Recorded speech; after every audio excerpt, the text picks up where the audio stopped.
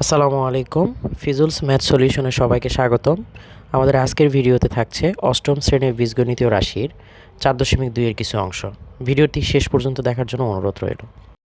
দেখো বলছে 9 নম্বর অঙ্ক দেওয়া আছে a -3 b 2 প্রদত্ত রাশি 8a³ + 3a² b + 5 হবে না, হবে 44ab² + 27b³ আমি কি বলছি 9 নাম্বার 10 নাম্বার এবং 11 নাম্বার তিনটা অঙ্ক সেম নিয়মে, ঠিক আছে? যদি 9 নাম্বার অঙ্কটা করতে পারো তাহলে 10 নাম্বার পারবা, 11 পারবা, 12 পারবা। এখানে একটু ভালো করে খেয়াল করবা। দেখো আমরা প্রথমে এই জিনিসটা দেখে আমাদেরকে মনে হচ্ছে a কিউব কি আছে, a কিউব আছে, পরের অংশটুকুতে a স্কয়ার b আছে, পরের অংশটুকুতে ab স্কয়ার আছে, পরের অংশটুকুতে কি আছে, b কিউব আছে। তাহলে আমরা কিন্তু এরকম একটা জিনিস শিখছি a cube plus 3a square b plus 3ab square plus যেন কত ছিল, b কিউব ছিল না? তাহলে আমরা এরকম একটা সূত্র তো দেখছি কিনা? তাহলে এই সূত্রের সাথে দেখো তো এটা অনেকটাই মিল আছে না? শুধুমাত্র এখানে a কিউবের সাথে 8 আছে। আমরা তো আগের যে অঙ্কগুলো করছিলাম সেই অঙ্কগুলোর মধ্যে কিন্তু দেখছিলাম যে একটাতে যদি কিউব থাকে আর একটাতে যদি কিউব না থাকে ওটার উপর আমরা কিউব বানাইনি, মনে আছে? তাহলে 8 এর ঘনমূলটা যেন কত ছিল, 2 ছিল। 8 এর ঘনমূল কত ছিল, 2 ছিল। আবার দেখো তো এটা তো আমি না হয় করলাম, লাস্টেরটার ক্ষেত্রেও দেখো b কিউবের সামনে কি আছে, 27 আছে, কি আছে, 27 আছে। আমরা কি করতাম, যেটার আগে কিউব আছে তার আগেরটাতেও কিন্তু আমি কিউব করে নিতাম। তাহলে 27 এর ঘনমূলটা কত ছিল, 3 ছিল না? তাহলে আমরা কিন্তু অলরেডি এর মান এবং b এর মান দেখো, প্রথমটা a পরেরটা হচ্ছে কত। তাহলে প্রথম এবং শেষেরটা যদি আমি বের করতে পারি তাহলে মাঝখানের অংশগুলো আমার জন্য সহজ হয়ে যাবে না? এই এটাই হচ্ছে এখানকার a আর এই bটাই হচ্ছে আমার এই মাঝখানের b। তাহলে আমাকে আর কষ্ট করার কোনো দরকার আছে?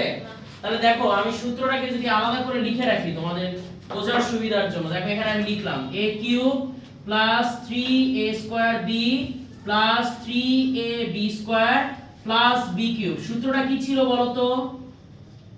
a plus b whole cube ছিল। কি ছিল?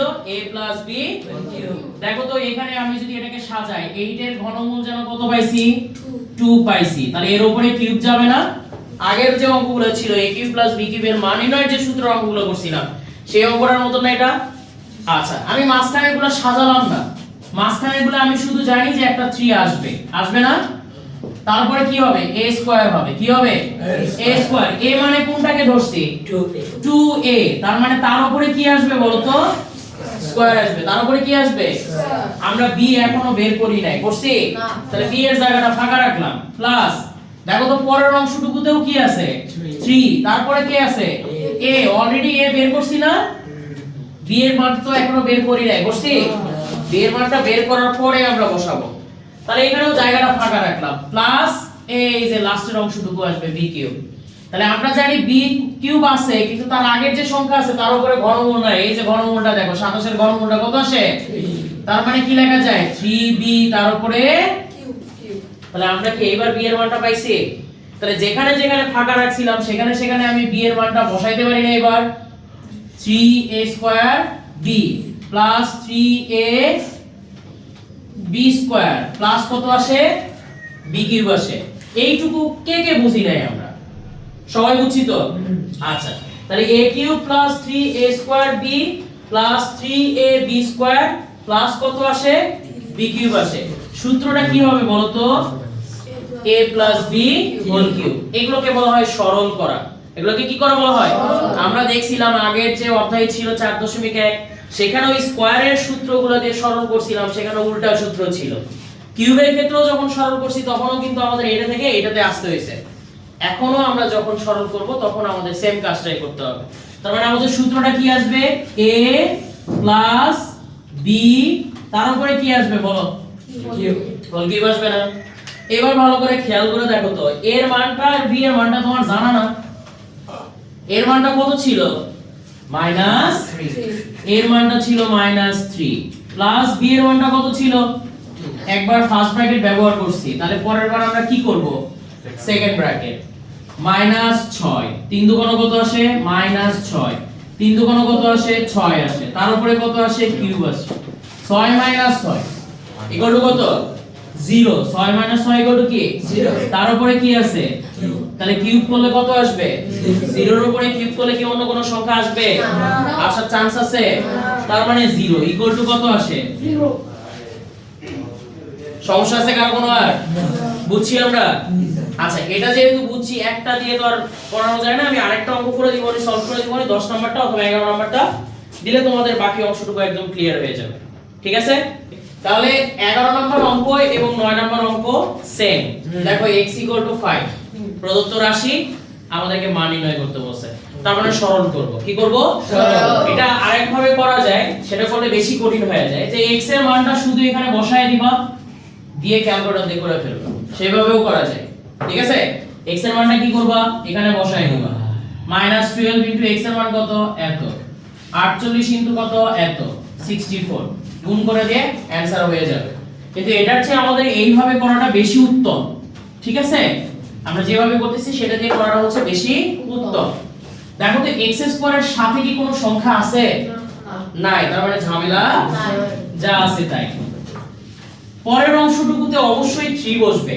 তাই না 3 এর পরে কি আসবে বলতো a আসবে এর উপরে কি আসবে স্কয়ার আসবে মিলায় নাও দেখো মাইনাস আছে প্রথমে a cube minus 3a square b plus 3ab square minus কত আসবে সূত্রটা কি ছিল বলতো a b হোল কিউব দেখো তো এর পরে কি মাইনাস আছে না এখানেও এর পরে মাইনাস আছে না তাহলে a cube minus 3a square b এর মানটা এখনো আমরা বের করি নাই করছি তাহলে b টাকে আপাতত আমরা ফাঁকা রাখি পরে কি আছে বলো তো প্লাস কি আছে বলো 3 a আছে না এর মানটা কত পাইছি x শুধু x b মান a মানে শুধু x আর a কিউব মানে কিউব আসবে তাহলে a b এর মান এখনো বের করি নাই মাঝখানে কি আছে মাইনাস অবশ্যই লাস্টেরটাতে কি থাকবে কিউব থাকবে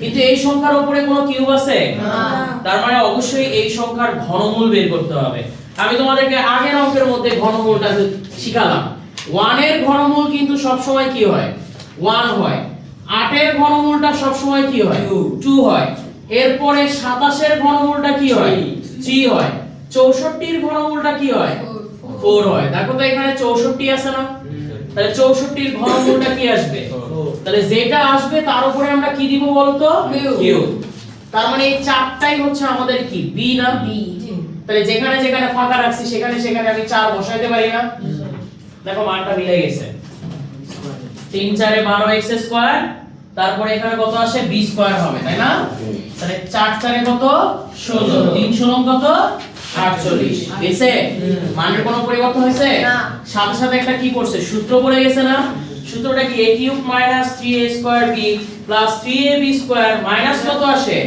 b কিউব সূত্রটা কি হবে a মাইনাস b তাহলে a মাইনাস b হোল কিউবের সূত্রটা কি বলো তো a মাইনাস b তার উপরে কত আসবে হোল কিউব ভালো করে খেয়াল করে দেখো x এর মানটা কত আসছে 4 তার উপরে কত হোল কিউব 5 মাইনাস 1 মানে কত 4 মানে কত 1 তার উপরে কত কিউব ইকুয়াল টু কত আসে 1 এটাই আমাদের অ্যানসার বুঝা আসছে কার কোনো সমস্যা আছে এটা নিয়ে ক্লিয়ার ওকে তাহলে কি 10 নম্বর অঙ্কটা পারা যাবে না ইনশাআল্লাহ সবাই করতে পারবে তো ওকে দেখো 13 নম্বর অঙ্কটা আমাদেরকে বলছে প্রমাণ করো যে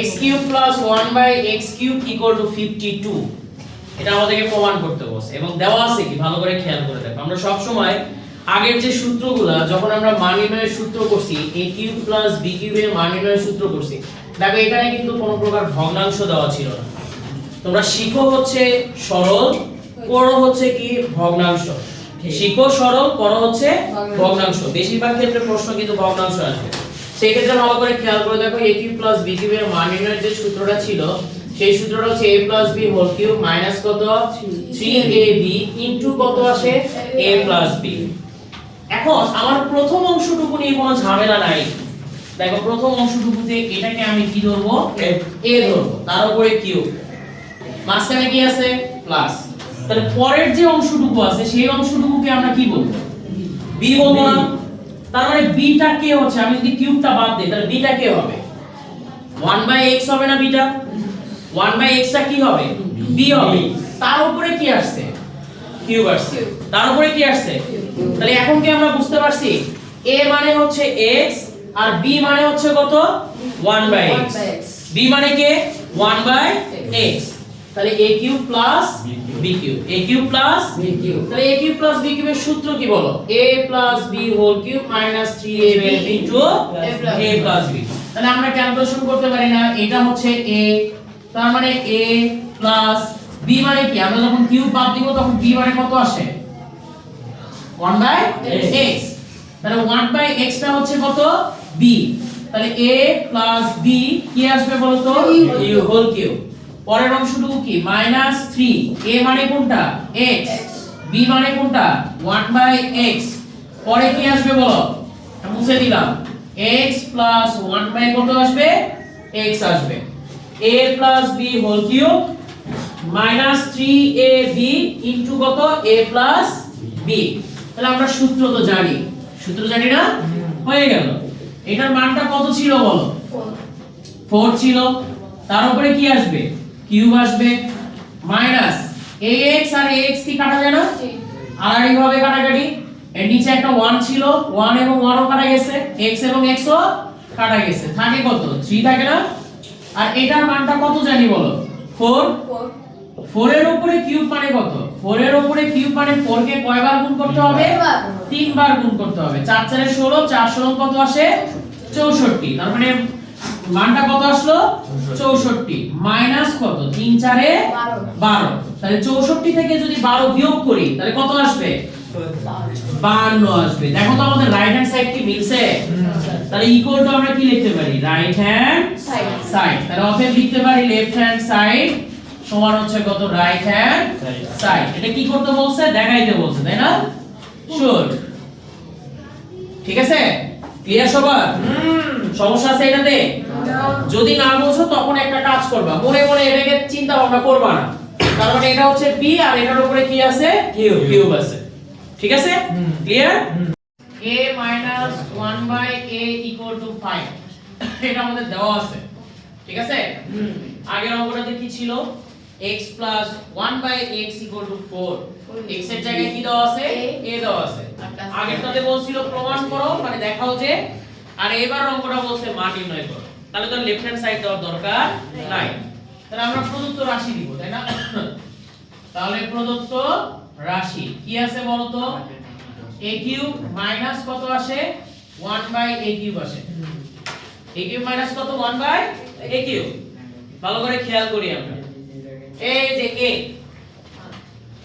a কিউব এর নিয়ে সমস্যা নাই মাইনাস মনে করো কিউব নাই তার মানে কি এটা b না কিউব যদি বাদ দেই তাহলে পরের অংশটুকু কি হবে b তার উপরে কিউব দিলে হবে কি b কিউব 1 এর উপরে কিউব দিও যা না দিও তাই 1ই হবে এইজন্য আর 1 এর উপরে কিউব দিচ্ছি না তাহলে a cube minus b cube সূত্রটা কি আসবে বলো a minus b whole cube plus 3a b into a minus কত আসবে b আসবে বুঝাছে দেখো তো এটার মানটা কত ছিল 5 ছিল প্লাস 3 ইনটু এটা কাটা যায় না পরের টুকুর মানটা কি আছে বলো তো 5 পরের টুকুর মান কি আছে 5 এর উপরে কিউব মানে 5 কে কয়বার গুণ করতে হবে 3 বার তারপরে 5 গুণন 5 গুণন 5 তাহলে 3টা 5 কে গুণ করলে কত আসে 125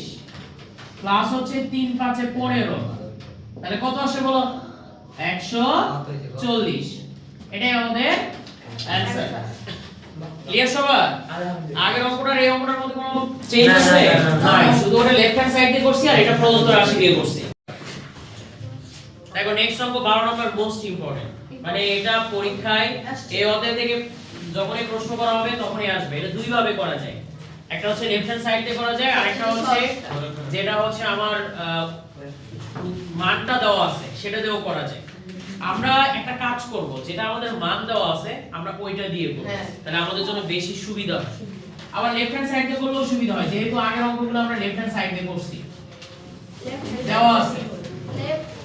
আচ্ছা লেফট হ্যান্ড সাইড দিয়ে আমরা করি, দেখো দেওয়া আছে, কি আছে বলো তো, a square plus b square equal to হচ্ছে কত, c স্কয়ার। এটা আমাদেরকে দেওয়া আছে। এখন আমরা যেটা করব সেটা হচ্ছে বাম পক্ষ সমান ডান পক্ষ করব, তার মানে left hand side, left hand side কি আছে, a two the power 6 plus b two the power 6 plus 3a square b square c square, এটা সমান আমাদেরকে বের করতে বলছে c টু দি পাওয়ার 6, অর্থাৎ প্রমাণ করব কার মানটা equal to c to the power 6। এখন তুমি বলতে পারো স্যার শিখলাম কিউবের সূত্র, আসলো পাওয়ার 6, তাহলে এটা ঝামেলা হয়ে গেল না? আচ্ছা কিন্তু আমাদের তো লাগবে কিউব, কিউব ছাড়া হবে না। তাহলে কিউব যদি নিয়ে আসতে চাই তাহলে অবশ্যই এখানে আমাদের কি করতে হবে, একটা জিনিস আমি তোমাদেরকে বলছিলাম, শিখাইছিলাম, যদি পাওয়ারের উপরে পাওয়ার থাকে, পাওয়ার দুটো কি হয়, গুণ হয়ে যায়। পাওয়ারের উপরে পাওয়ার থাকলে পাওয়ার দুটো কি হয়, গুণ।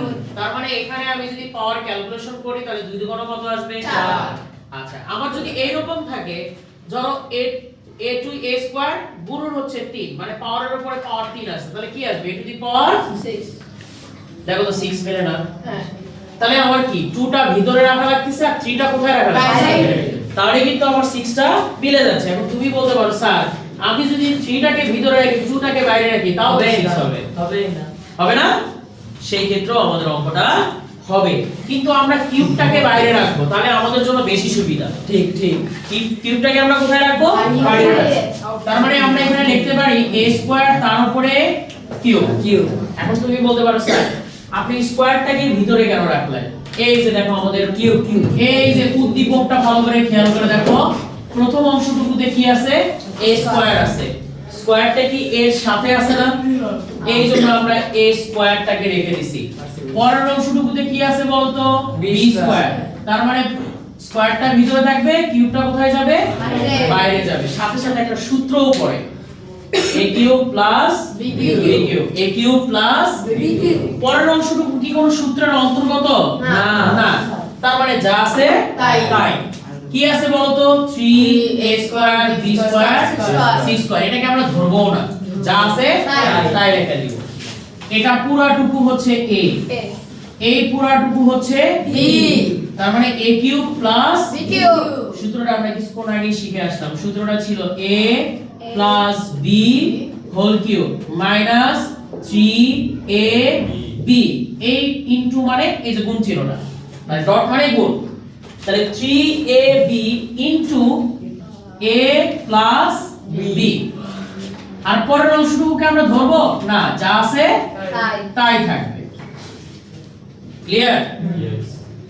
এই অংশটুকু ভালো করে খেয়াল করে দেখো তো, a square plus b square এর একটা মান আমাদের জানা আছে না, কত আছে, তাহলে এই জায়গায় আমি মান বসাইতে পারি না, এর উপরে কি আছে, কিউব আছে, minus 3a square b square, যা ছিল তাই। দেখো তো এখানে একটা কাজ করো তো, a স্কয়ার প্লাস b স্কয়ারের মানটা আমি কি c স্কয়ার লিখতে পারি না, এবং সবগুলা কি আকারে আছে, গুণ আকারে আছে না, লাস্টে কি আছে, plus 3a square b square c square. কিছুক্ষণ আগে শিখে আসলাম পাওয়ারের উপরে পাওয়ার থাকলে গুণ করতে হয়, তাহলে 3 দুগুণ কত আসে, 6। এখন দেখো এটা 3a square b square c square, এটাও minus 3a square b square c square, দুটোই সেম না, তাহলে বিয়োগ করলে কত আসে, 0। বিয়োগ করা যায় অথবা আমরা এটাকে কেটেও দিতে পারি, ঠিক আছে, c টু দি পাওয়ার 6। দেখো আমি কিছুক্ষণ আগে বলছিলাম যে রাইট হ্যান্ড সাইডে আমাদের c টু দি পাওয়ার কি চাইছে, 6 চাইছে, মিলছে? তাহলে আমরা লিখতে পারি না রাইট হ্যান্ড সাইড, তাহলে ইকুয়াল টু হচ্ছে কত আসে, রাইট হ্যান্ড সাইড।